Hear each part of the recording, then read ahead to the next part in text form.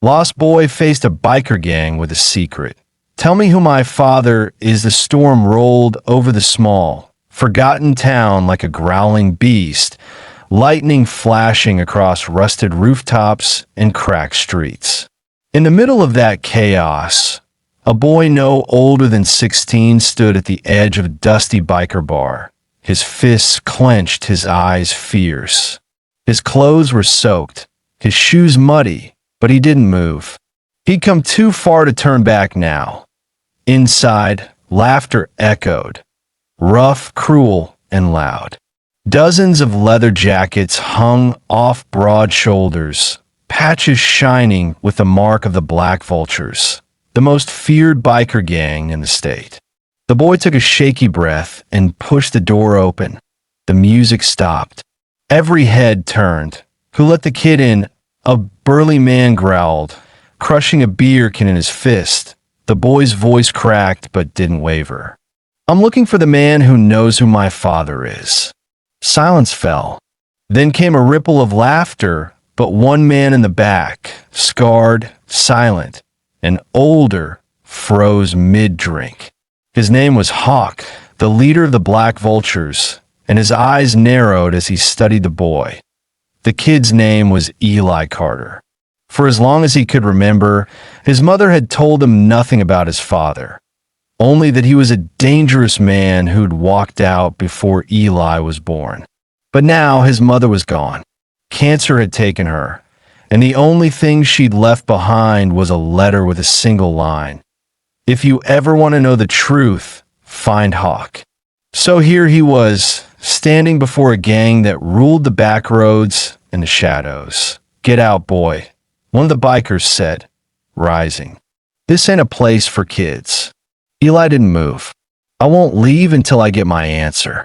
Something in his eyes, that mix of pain and determination, made Hawk signal for the others to stand down.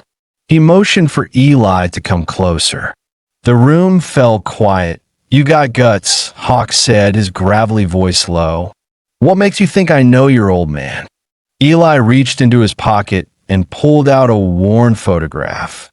A picture of his mother, young and smiling, standing beside a man whose face was mostly torn off. But what remained was enough. A tattoo of a black vulture on his arm. The room tensed. That same tattoo was inked on Hawk's forearm. The old biker's hand trembled. Where'd you get that picture? He asked. It was in my mom's things, Eli replied. She said if I wanted to know who I was, I had to find you. The room went still again. Hawk's face drained of color. He slowly stood, stepping closer until they were face to face. Your mother's name? Hawk whispered. Sarah Carter. Hawk staggered back as if struck. His voice broke for the first time in years. That's impossible. But it wasn't.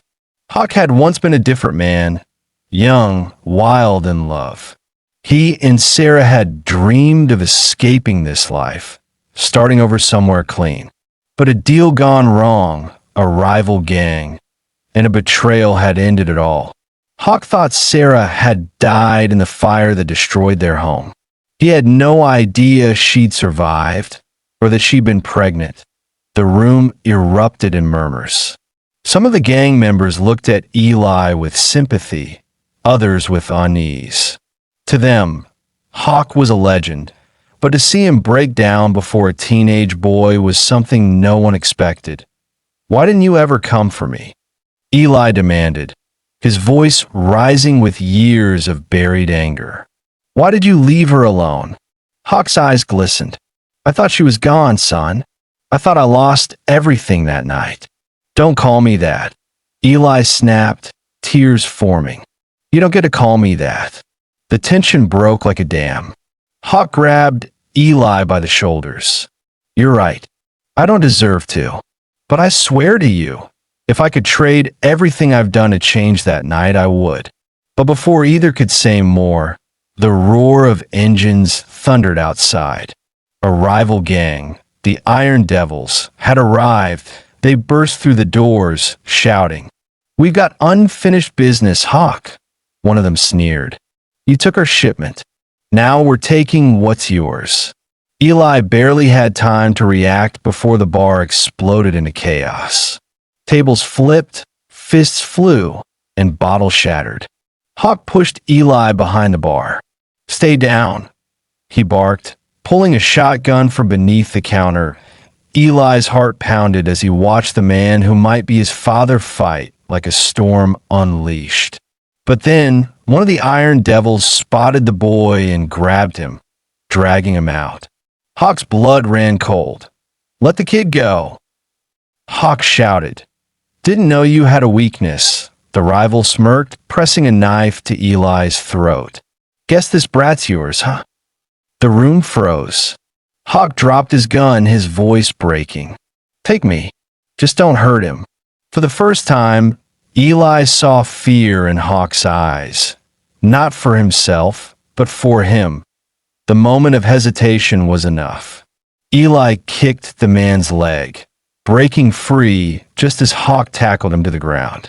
The fight ended in chaos and sirens as police finally arrived, scattering both gangs.